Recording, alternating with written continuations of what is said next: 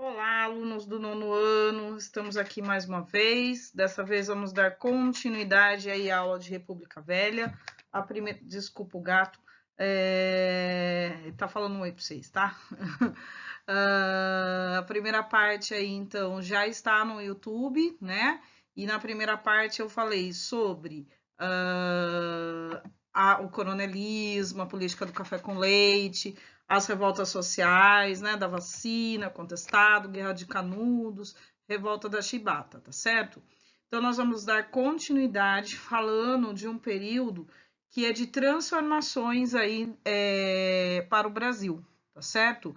Que é a partir da Primeira Guerra Mundial, década de 1920, né, em que houveram aí transformações bem grandes aí, como a urbanização, a industrialização. Vamos falar das questões sociais, né, do movimento negro, da cultura afro-brasileira, do movimento operário, do tenentismo e da Semana de Arte Moderna também, tá certo? Tudo isso teve grande período. Bom, esse período ele corresponde aos governos aí do Venceslau Braz, né, quando começa a Primeira Guerra Mundial, que teve consequências, né, influências sobre o Brasil, certo? Nesse período houve um enfraquecimento das oligarquias, o aumento da industrialização e o movimento operário efetivamente ele começa e se fortalece, tá? Depois temos Epitácio Pessoa, onde começa o movimento tenentista, ele se desdobra para o governo do Arthur Bernardes, tá? Duas manifestações dos tenentes, e o período termina com Washington Luiz, né? Onde vai haver um rompimento da política do café com leite, o governo vai deixar, né, de socorrer os cafeicultores aí como fazia, comprando o excedente de café, e isso vai abrir um precedente aí para que Getúlio Vargas chegue ao poder, tá? Então aí com Getúlio começa a chamada Nova República, tá? E a era Vargas, né? Ele governou 15 anos de 1930 a 1945. Bom, vamos relembrar aqui algumas coisas das quais a gente já falou nessa primeira parte aí da República Velha. Em primeiro lugar, que esses governos republicanos, eles beneficiavam a agricultura, o Brasil era agrário exportador, tá? E vai permanecer assim. Na década de 1920 é que começa a mudar um pouco essa situação, né? Reflexo muito da Primeira Guerra Mundial, mas não só disso, tá?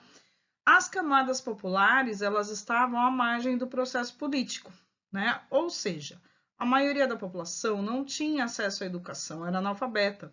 Não existiam escolas públicas, tá certo? Então, quem queria estudar tinha que pagar. E era um dos pré-requisitos para ser eleitor, né? Ser alfabetizado. Então, por isso, a maioria da população ficou sem acesso ao voto, né? A desigualdade social era muito grande, né?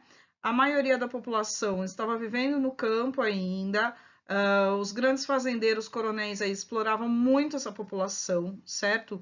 E havia grande concentração de terras nas mãos de poucos, né? Essa concentração de terras aí, ela existe até hoje, né?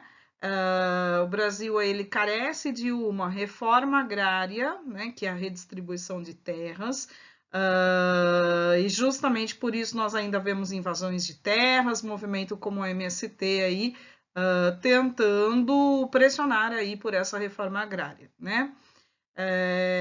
Então aí que nesse início da República tivemos guerras como a de Canudos, do Contestado, que eu já falei na primeira parte da aula, tá bom? Vou deixar o link depois na descrição do vídeo. Se vocês tiverem dúvidas, não lembrarem dessas revoltas, é só dar uma voltadinha lá que vocês acham a explicação sobre essas guerras, tá certo?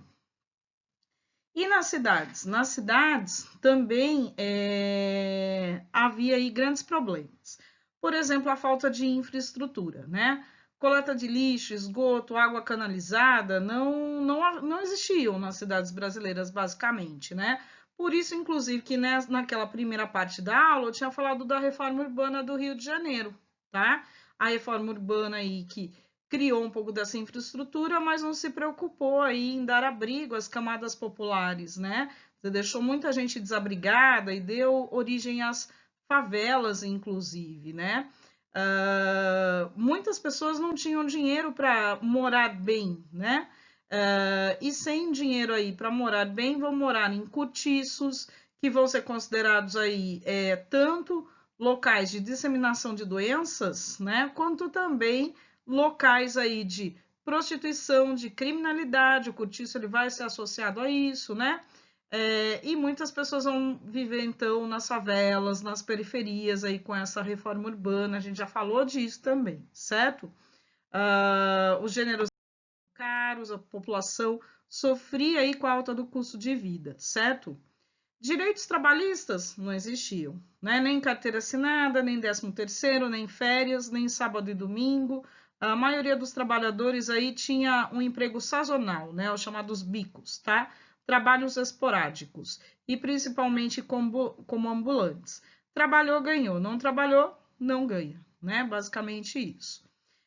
Revoltas populares ocorreram nesse momento, né? A revolta da vacina, que a gente já viu que o governo vai tentar acabar com a varíola, né? Mas o que ele vai fazer? Ele vai impor isso à população, né? Sem explicar, sem orientar a população, e a população vai se revoltar, né?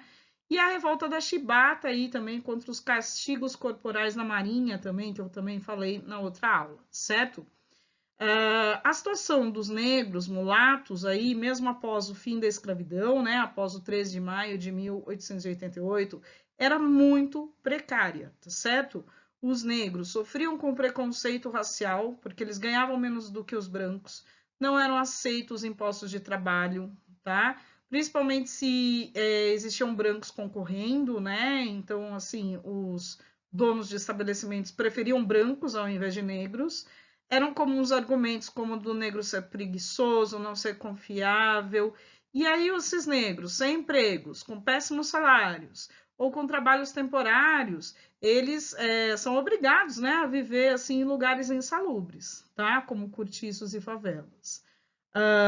A população que vivia nessas periferias era vista pelas autoridades como classes perigosas, né, naturalmente dadas ao vício, ao crime, à prostituição, né? Então era grande o preconceito, né? Aliás, ele não foi totalmente superado ainda, né? E aí a violência policial também, né? Que existe até hoje nas periferias das grandes cidades, né? Como São Paulo e Rio de Janeiro, a gente sempre ouve falar dessa violência policial, que ela é muito grande mesmo, né? Até hoje. Um grande problema que nós temos na nossa sociedade. Bom, tudo que se referia à cultura afro-brasileira, as manifestações dos negros, eram discriminados, né? Era muito visto, certo? Os negros continuavam sofrendo esse preconceito, certo? Mas expressavam aí a sua cultura, sua religião, através do candomblé, da capoeira, do samba. Bom, a capoeira é uma prática cultural que mistura luta, dança e canto. Ela já era praticada às escondidas durante o Brasil colonial. Em algumas situações, servia para enfrentar aí os capitães do mato, tá? No Rio de Janeiro do século XIX, até enfrentar a polícia, né? E aí, por isso mesmo, a capoeira sendo mal vista, ela foi proibida, né? Pena aí de 2 a 6 meses de reclusão, poderia ser maior aí na reincidência, né? As posturas da época, as posturas aí que eram o código, né? O código criminal, as leis da cidade, elas se chamavam posturas municipais nesse momento, tá? E se chamavam posturas justamente porque elas tentavam regular os comportamentos tidos como ideais. E as posturas, já desde antes de 1890, proibiam a capoeira. Já davam multa, já davam prisão aí para os capoeiristas, né? Em 1890, isso se tornou oficial no Código Penal mesmo, tá?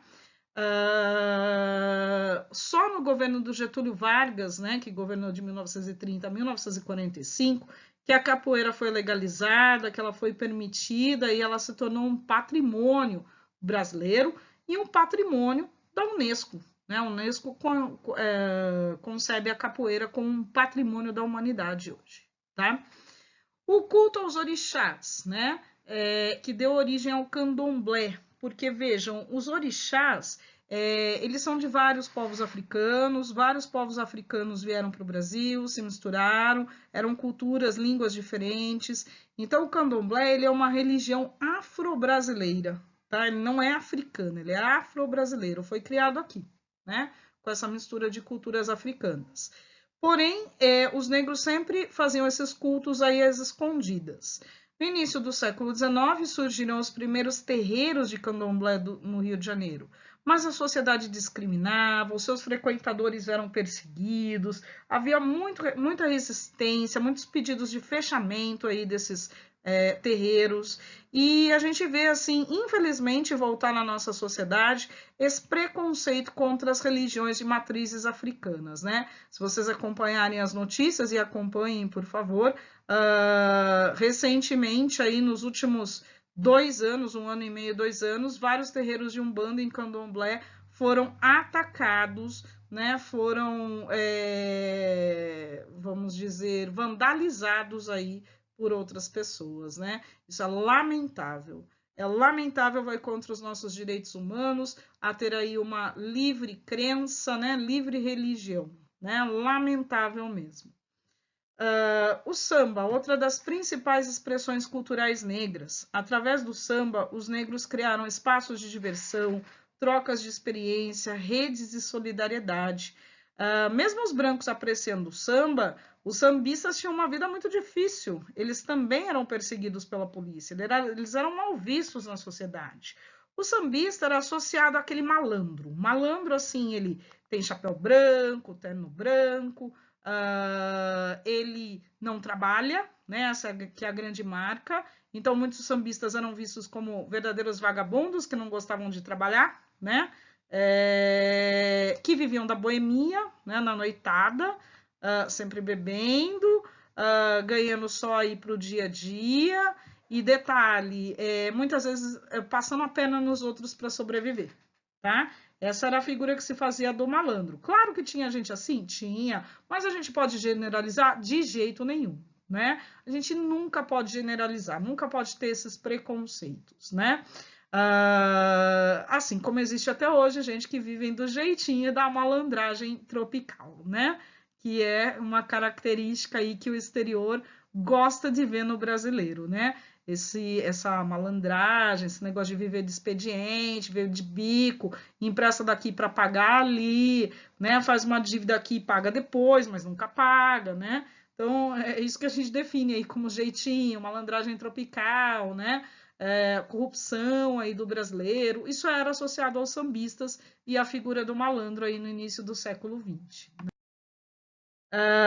Os movimentos sociais e a imprensa negra vão ganhar impulso também nesse momento, tá? Os negros vão criando várias formas de resistência perante a discriminação, né, ao racismo, tá? Que é algo muito presente no Brasil até hoje. Não dá para a gente negar o racismo, mas, né? Só relembrando que eu já falei em outra aula, os negros chegam menos às universidades. A periferia, as favelas, tem muito mais negros e mulatos do que brancos. Nas universidades públicas, cursos como medicina, você não vê nenhum ou um ou outro aluno negro, né? Então, os negros não têm as mesmas igualdades de oportunidades que os brancos no Brasil. E isso é fruto da discriminação racial e da exclusão que o negro sempre sofreu na nossa sociedade, né? Mas nesse momento aí, então, os negros, eles vão, muitas vezes, investir na sua própria formação, quer dizer, eles vão atrás de um estudo, vão atrás de uma formação, montam escolas para negros, por exemplo, dão aulas para outros negros, se constitui uma elite intelectual que passa publicamente a denunciar essas condições em que vivia a maioria da população negra, né? Então, foi nesse contexto que se desenvolveu uma imprensa negra, né? Jornais tratando, né, de preconceito racial, de direitos sociais, falando dessa violência policial, dessa precariedade aí do trabalho para os negros. E aí você tem alguns nomes de jornais e alguns jornalistas, entre eles aí o Lino Guedes, Arlindo Veiga dos Santos, Jaime de Aguiar, Gervásio de Moraes, Diocleciano Nascimento, José Correia Leite, né?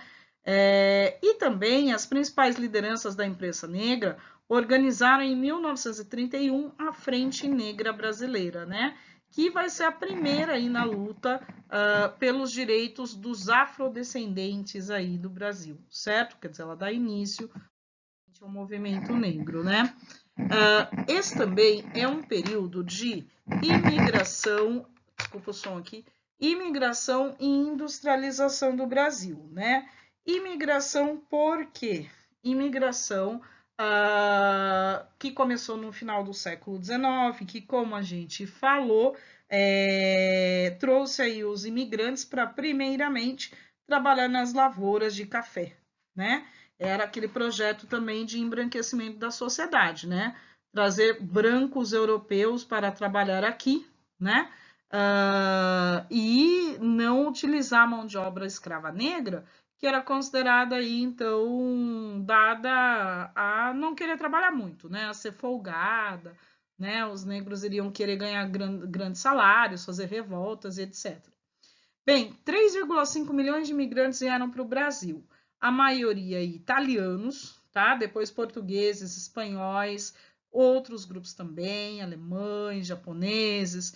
São Paulo recebeu a maior parte desses imigrantes, 57%, tá? E boa parte desses imigrantes, embora tenham vindo para trabalhar nas lavouras de café, eles vão deixar essas lavouras e começar a trabalhar nas fábricas que estavam surgindo nesse momento, tá? Para se ter uma ideia, em 1889 havia pouco mais de 600 fábricas e 54 mil operários. 31 anos depois, olha como que sobe esse número de fábricas, 13.336, né? Quer dizer, o Brasil não está industrializado. Está muito longe de estar industrializado com esse número de fábricas. Mas olha como há um início de industrialização aí, certo?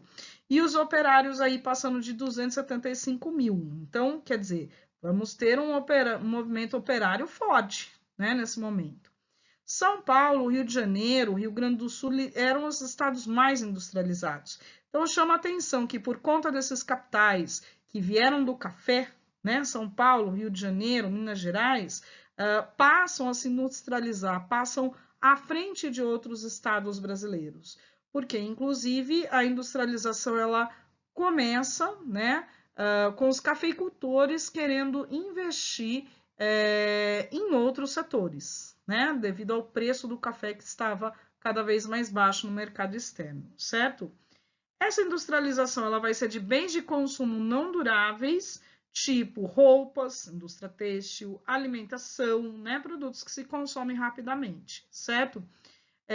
Em São Paulo, então, ela conta com esses investimentos dos cafeicultores, conforme eu falei, que já estavam investindo em indústria de sacaria, em construção de ferrovias, portos, como foi falado na aula de Segundo Reinado, que também. Bom, com a Primeira Guerra Mundial, o que vai acontecer é que vai ficar muito difícil de comprar produtos da Europa. Além de ser difícil, eles chegavam muito caros, né? Então, o Brasil ele vai passar por um processo de substituição das importações. Como assim? Ao invés de trazer de fora, né, nós vamos produzir aqui, tá? Por quê? Porque saía mais barato, porque era mais fácil. Porém, o governo brasileiro não investiu nisso, tá? Foram capitais particulares, que obviamente não teriam dinheiro aí, capitais suficientes, para dar início a uma industrialização de base, né? Com indústrias siderúrgicas, produção de aço, metalúrgicas, né? Produção de ferro, produção de máquinas. Não, nisso o Brasil era totalmente dependente de importações ainda. Essas indústrias que surgem são as de bens de consumo não duráveis, como tecidos, calçados, chapéus, alimentos, aliás, é chapéus ali, tá errado, hein, gente? Alimentos e cosméticos aí, que contam com esses capitais particulares, tá? Bom, cria-se então no Brasil uma burguesia industrial, tá certo? O Brasil não tinha burguesia industrial até esse momento. Haviam comerciantes, mas assim, eles eram poucos e com pouco poder e influência na sociedade, perto da elite latifundiária, né, dos donos das grandes propriedades, da aristocracia rural, certo?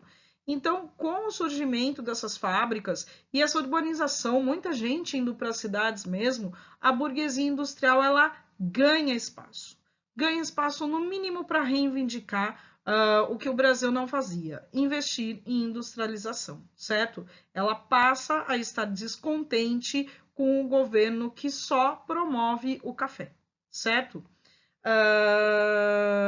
Bom, também a classe média urbana, ela aumenta muito nesse momento, né? Muita gente indo para as cidades, procurar emprego nas indústrias, no comércio. Então, essa classe média que podia ser comerciante, pequeno comerciante, podia ser profissional liberal, né? Médicos, professores, podia ser funcionários de repartições públicas, né? Funcionários públicos, tal. Essa classe média também passa a estar descontente, né? E passa a fazer suas reivindicações também, certo? Tudo bem que boa parte dessa classe média aí ela vai ser contrária aos interesses dos mais populares, né? Vai ter preconceito, né? Racismo e tudo mais, como tem até hoje, né? Mas uma parte dessa classe média realmente vai estar descontente e vai querer aí mudanças políticas, econômicas, sociais no Brasil, certo? Aí nós temos uma foto do Brás, né? Brás Moca, bairros operários de São Paulo, né? Que se criam nesse início do século XX, onde as casas dos operários passam a ser perto da fábrica, para eles cumprirem com todo o extenso horário de trabalho que tinha, para eles não gastarem com deslocamento, tá? E também porque às vezes era a única opção que, né? Então surge esse movimento operário aí, e os operários das fábricas, eles eram em boa parte imigrantes, negros, mulatos, né, frutos da abolição da escravatura. Esse mercado de trabalho assalariado, ele já estava se criando no Brasil, e aí eles têm realmente um grande aumento, tá? O operariado paulista era principalmente constituído de italianos e espanhóis, né? Poucos brasileiros pobres, migrantes internos que vinham de outras regiões, né? Negros e mulatos também, tá?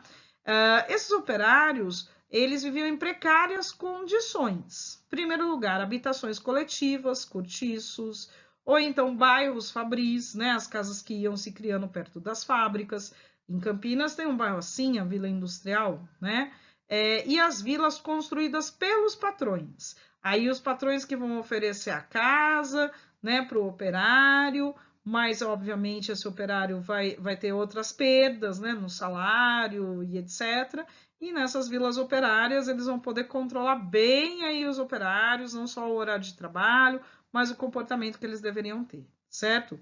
Para você ter uma ideia, eu coloquei uma tabela aí justamente com o salário que um operário ganhava em R$ 1.000, que era a moeda da época, e o custo de vida. Você veja que o que ele ganhava, ele tinha que gastar, em 1914. Aí vem os efeitos da Primeira Guerra Mundial. Quer dizer, o que ele ganha mal dá para ele sobreviver. Em 1920, pior ainda, ele ganha menos do que ele precisa para sobreviver, né? Isso gerava uma condição para esses operários das fábricas que era a seguinte: ou ele comprava comida ou ele pagava aluguel, né? Ou ele satisfazia as suas necessidades pessoais ou então ele morava, tá? Por isso mesmo que nós temos aí a organização de um movimento operário que vai reivindicar melhores condições de vida, né? Porque os operários aqui, eles viviam uma situação semelhante à da Inglaterra da Primeira Revolução Industrial, certo? Do século XVIII, início do século XIX. Longas jornadas de trabalho, de 12 a 14 horas, condições insalubres nas fábricas, né? As fábricas aí pouco arejadas, muito sujas, com máquinas aí obsoletas, que podiam causar acidentes de trabalho. Se o operário tivesse algum acidente, ele não recebia nenhuma indenização nem tratamento médico. As mulheres e crianças trabalhavam mesmo tanto que os homens e ganhavam muito menos, né? Salários mais baixos. Disciplina rígida, muitas vezes com castigos físicos na fábrica, multas, tá? Para quem parar de trabalhar, por exemplo, sem autorização, ameaças, dispensa sem o operário receber nada, né, em troca. Ou seja, não haviam direitos trabalhistas tá? Esse aqui é um exemplo de uma vila operária, ela já é de 1946, ó, ela está bem mais elaborada do que as primeiras, né? Mas, assim, importante a gente notar que está perto da fábrica e, portanto, o operário ele está sujeito a toda a poluição que a fábrica joga no ar e joga na água, né? Ele está sujeito a tudo isso, certo? Esse aqui é o quadro da Tarsila do Amaral, que, aliás, é uma artista do modernismo, que nós vamos falar daqui a pouco, tá? Que é o segunda classe, né? Então, você veja, aqui nós temos aí a segunda classe, a classe popular, né? Os operários das fábricas, andando de trem segunda classe, porque era o que eles tinham dinheiro para pagar, né? Basicamente. São operários, porque olha as fábricas atrás, né? Então, a gente vai aprendendo aí a analisar a imagem. Ela está querendo dizer que são operários porque eles estão na frente das chaminés das fábricas, certo? Composição heterogênea, japonês, negro, mulato, alemão, italiano, a gente vê tudo aí nesse quadro, certo? E justamente segunda classe, por quê? Porque o governo não estava nem um pouquinho interessado nas condições dos operários das fábricas. O governo não se intrometia nas relações entre patrões e empregados. E por isso a ausência de direitos trabalhistas também, né? Daí, então, que essa classe popular, essa segunda classe, que Bom, então aqui eu vou colocar uma música do Noel Rosa, que é um sambista desse momento, que ele traz uma situação de denúncia, apesar do tema amoroso, né? Ele traz uma situação de denúncia em relação a essas condições dos operários das fábricas, tá? Então o Noel Rosa, ele gravou, assim, em um momento que a gente não tinha a mesma tecnologia de hoje, é muito difícil encontrar o Noel Rosa cantando suas músicas, são outros intérpretes normalmente, tá? Mas essa interpretação aqui tá muito bonita, né? Inclusive. As gravações do início do século XX, além de serem difíceis de encontrar, muitas vezes não estão em boa qualidade, viu? Da fábrica de tecidos, vem ferir os meus ouvidos. Eu me lembro de você. Você anda, sem dúvida, bem zangada e está interessada em fingir que não me vê. Você que atende ao apito de uma chaminé de barro, porque não atende ao grito tão aflito da buzina do teu carro.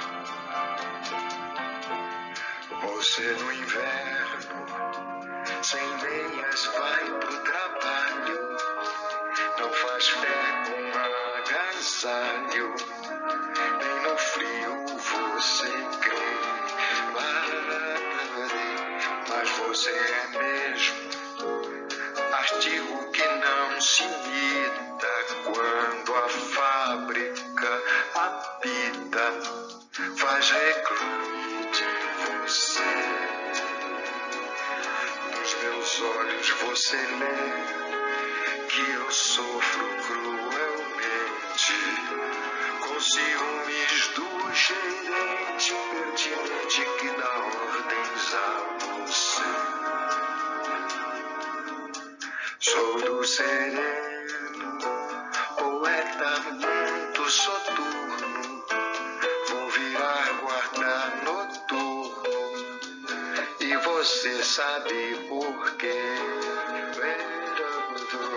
Mas você não sabe, é que enquanto você faz pano, faço junto do piano estes versos pra você. Bom, então, essa música, ela traz uma situação de denúncia justamente porque ele está interessado em uma operária das fábricas, certo? E percebe que ela vai sem meia, sem agasalho, né, para o trabalho. E por quê? porque justamente ela não tem, né, como suprir as suas necessidades pessoais, né?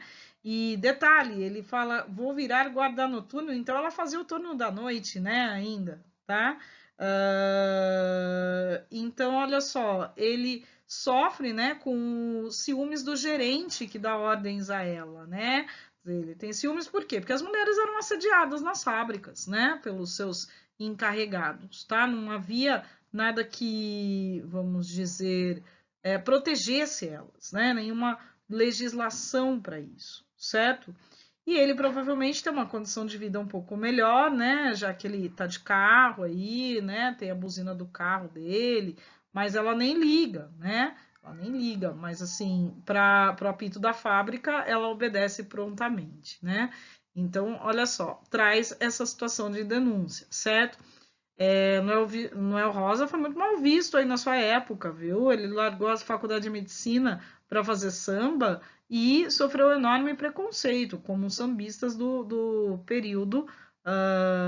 Claro, né? Muita gente adorava, mas muitas pessoas ainda discriminavam muito, né? Esses cantores. Bom, o movimento operário no Brasil, ele teve influência de duas correntes ideológicas, que foi o socialismo e o anarquismo, tá? Primeiramente, até o anarquismo ele tinha mais influência, tá?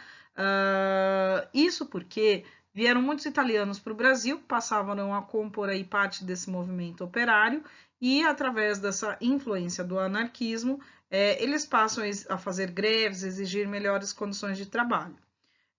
O anarquismo ele teve grandes representantes, inclusive um italiano que é o Malatesta, tá? Mas também o francês Proudhon, Kropotkin, Bakunin, que estão ligados aí mais ao leste europeu, né? Enfim.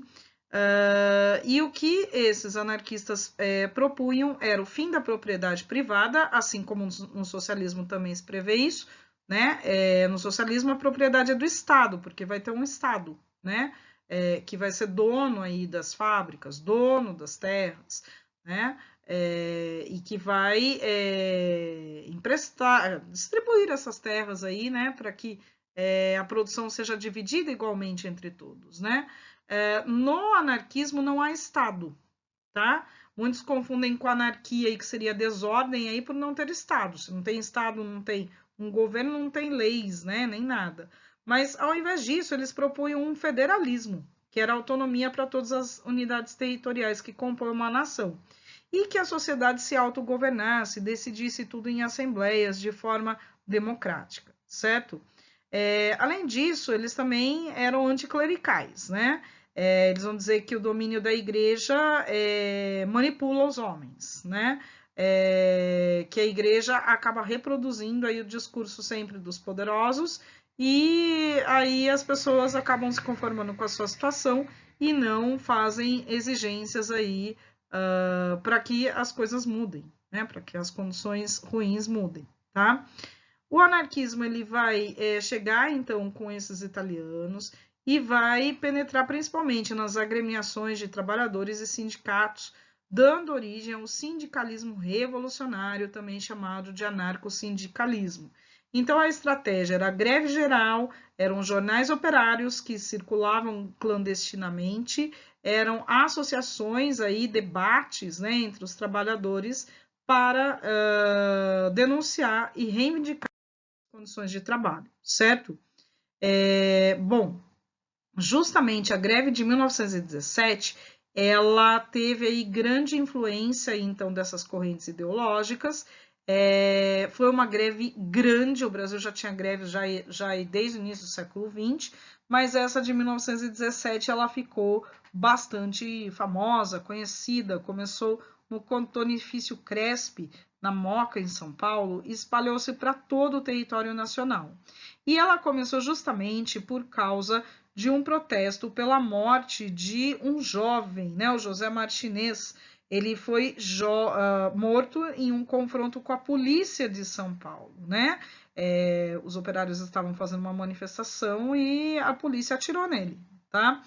O detalhe, né? A questão operária na época era vista como uma questão de polícia, né? A polícia não conversava com os grevistas, não havia esse direito à greve, à manifestação, né? A polícia ia para cima mesmo, prendia e até matava, certo? Mas esses operários, eles reivindicavam o quê, né?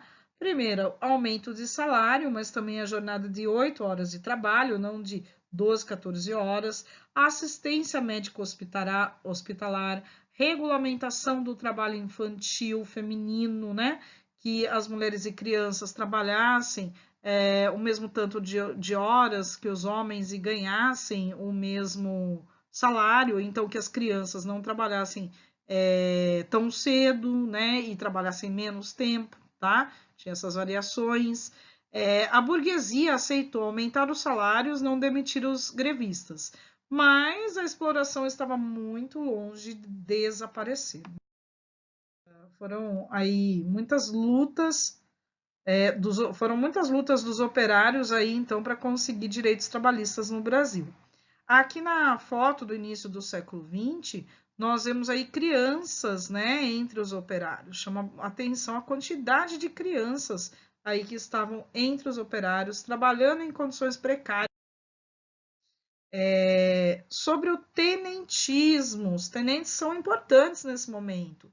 Eles estão fazendo uma reivindicação política, que é contra as fraudes eleitorais, contra esse voto de cabresto, tá certo? Então, olha só, tudo isso está abalando as estruturas da República Velha, né? Igual a gente está vendo essas manifestações de trabalhadores, reivindicações, né? Agora os tenentes também, certo? E os tenentes formaram um movimento muito importante, que é o da Coluna Prestes, tá certo? Foram 3 os episódios até se formar a Coluna Prestes. Primeiro, a revolta dos 18 do Forte de Copacabana. Esse episódio ele está ligado a cartas falsas que foram publicadas em um jornal no Rio de Janeiro, nas quais Arthur Bernardes, que era o candidato à presidência, ofendia o exército.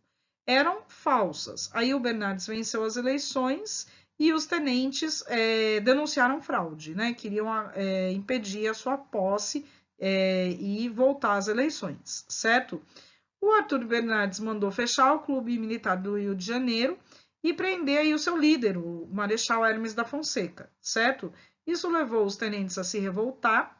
Acontece que nos dias de batalha, em que eles estavam amotinados no forte de Copacabana, tá? Muitos deles foram fugindo, foram se rendendo, e 17 deles, então eram 17 militares, resolveram marchar até a Guanabara, até a sede do governo, tá?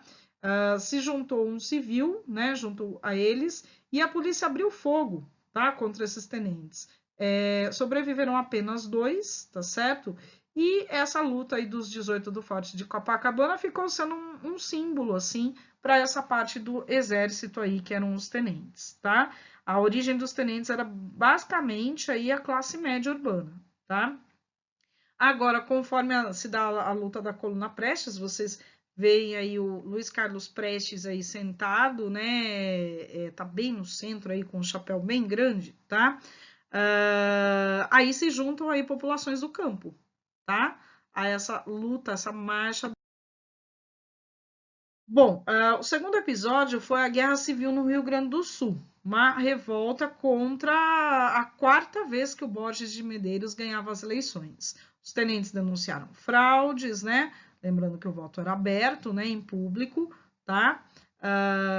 O Borges de Medeiros contou com o apoio das oligarquias locais, né, tais como as da família Vargas, Flores da Cunha, né? Então, mesmo Getúlio Vargas vinha de uma família de grandes proprietários, tá? A revolta terminou com o Pacto das Pedras Altas, que proibiu essa reeleição, né, no Rio Grande do Sul, mas o Borges de Medeiros aí iria terminar o seu mandato.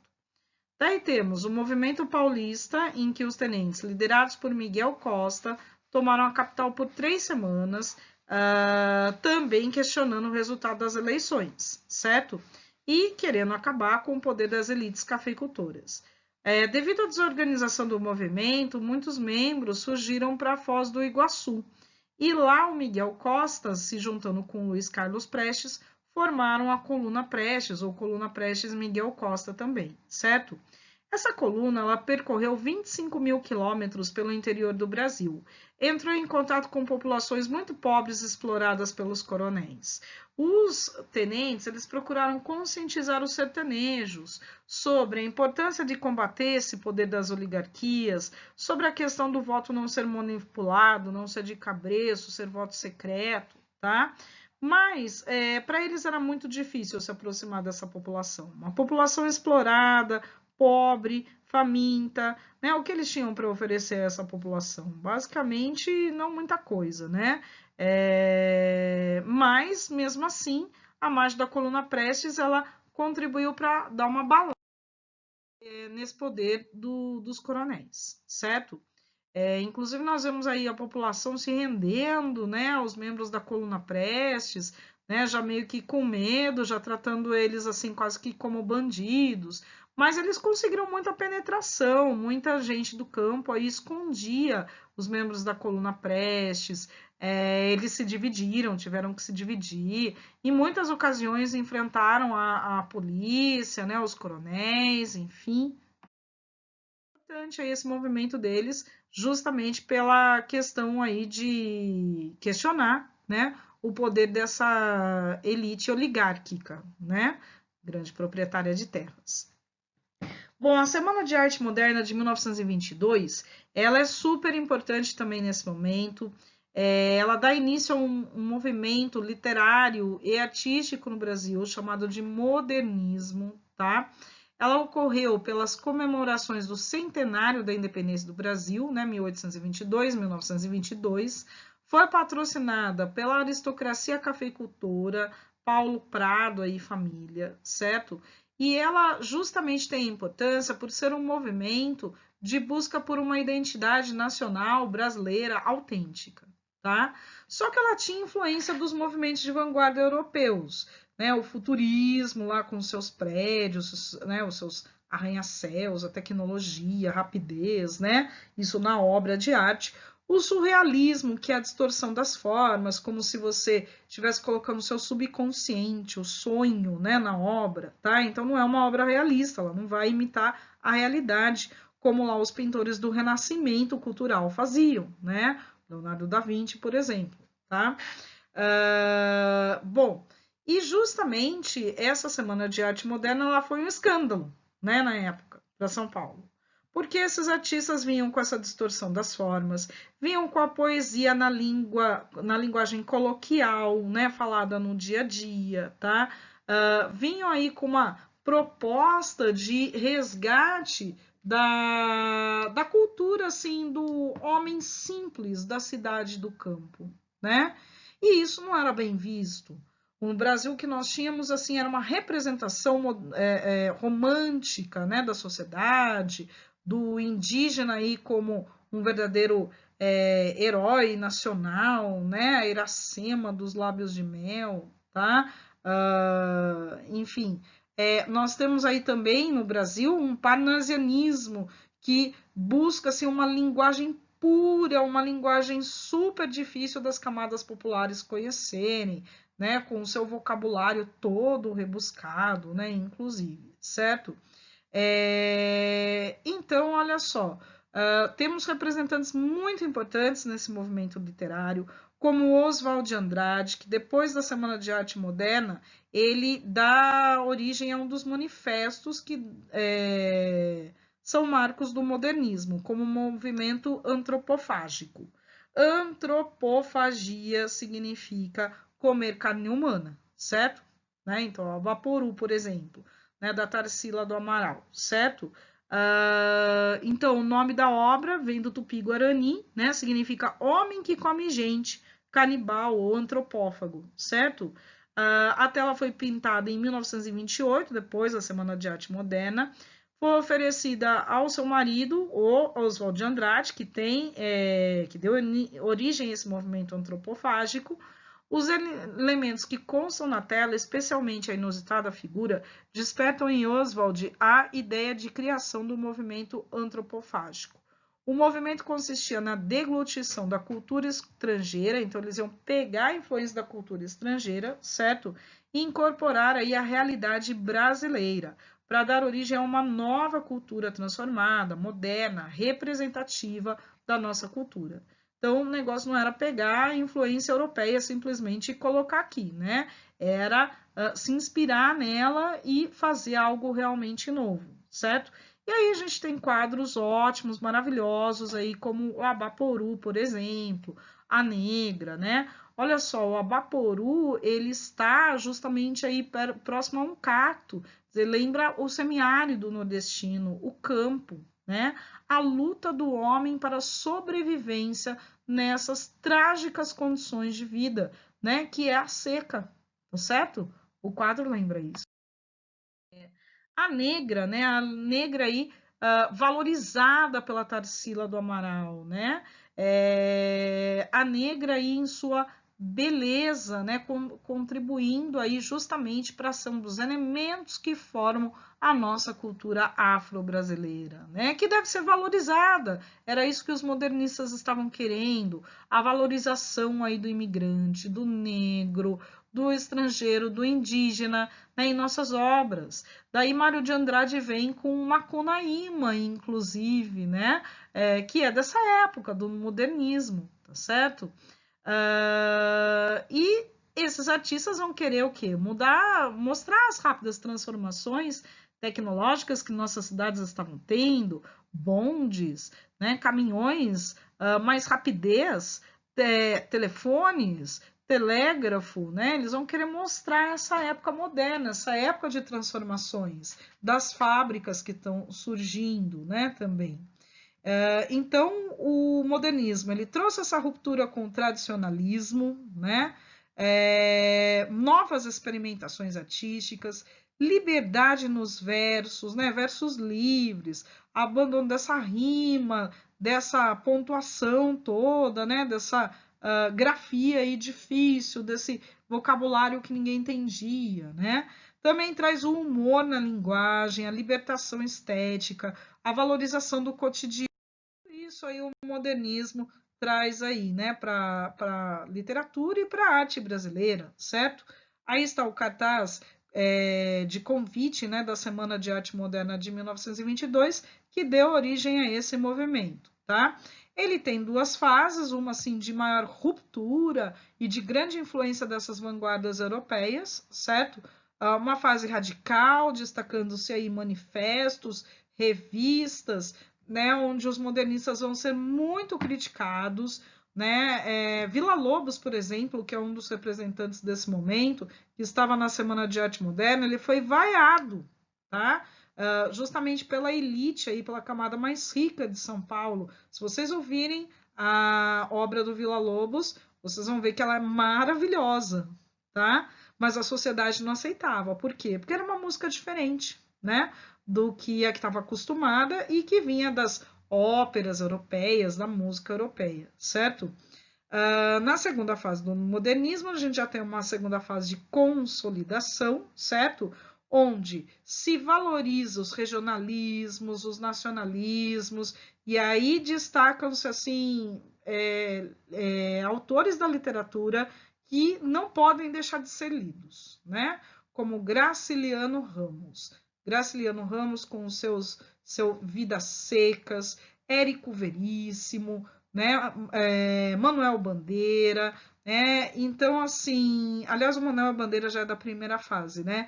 Mas, assim, o modernismo, ele traz, assim, um grande ganho para a nossa cultura nacional mesmo, certo? Então, deve ser valorizada esse tipo de literatura e as pessoas deveriam ler mais esse tipo de literatura, porque só com ela para a gente entender as diferenças que esse Brasil tem, né, as origens aí dos nossos problemas, de penetrar realmente a fundo, né, o que é o Brasil, tá certo? Bom, então só relembrando aí o que eu falei disso tudo, tá? Nós falamos que é um período de grandes transformações, com urbanização, industrialização, que muito decorre da Primeira Guerra Mundial, né? O Brasil vai substituir as importações, falamos aí que é um momento em que a burguesia industrial vai ficar descontente com somente o financiamento do café, tá certo? Em que a classe média começa a fazer suas reivindicações, surge o movimento operário e ainda tem uma contestação artística, estética, que é o modernismo, que justamente aí vai ser importante também para modificar, né, dizer assim, a visão que se tinha da sociedade brasileira, tá certo? Então eu fico por aqui, deixem as suas dúvidas, se inscrevam no canal do YouTube, vou indicar lá o link da primeira aula também, tá? Para quem quiser, e estou à disposição para quaisquer dúvidas, tá bom? Muito obrigada pela atenção.